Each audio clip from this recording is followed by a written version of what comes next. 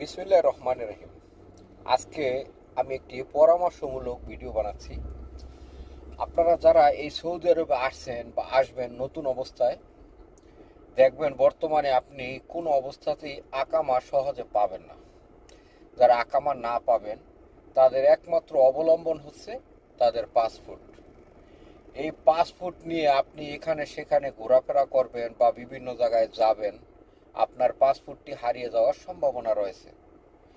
আমার পরিচিত অনেকেরই দেখা যাচ্ছে নতুন অবস্থায় এসেই পাসপোর্ট হারিয়ে ফেলেছে, তারা অনেক বিপদে পড়েছে। তাই আমি বলবো, আপনি ওই পাসপোর্টের ভিতরে আপনার এই সৌদি আরবের একটি নাম্বার লিখে রাখুন।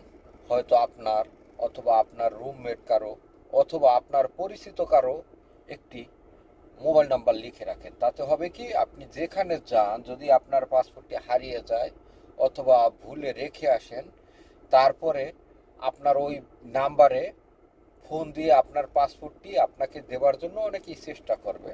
কারণ হচ্ছে আপনার ব্যক্তিগত সম্পদ এই পাসপোর্ট অন্য কারো কোনো কাজে আসবে না। তাই পাসপোর্টটি আপনাকে দেবার চেষ্টা করবে অনেকেই, কিন্তু আপনার যদি নাম্বার না থাকে বা আপনার সাথে যোগাযোগ করার কোনো মাধ্যম না থাকে, তখন আর আপনি পাবেন না। এজন্য বলবো, আপনি পাসপোর্টের ভিতরে একটি নাম্বার লিখে রাখুন। আর আপনার যদি পাসপোর্টটি কোনো কারণবশত হারিয়ে যায়, অবশ্যই আপনি পাসপোর্টটি পাবেন। সবাই ভালো থাকবেন এবং চেষ্টা করুন আমি যেটা বলছি এটা করার।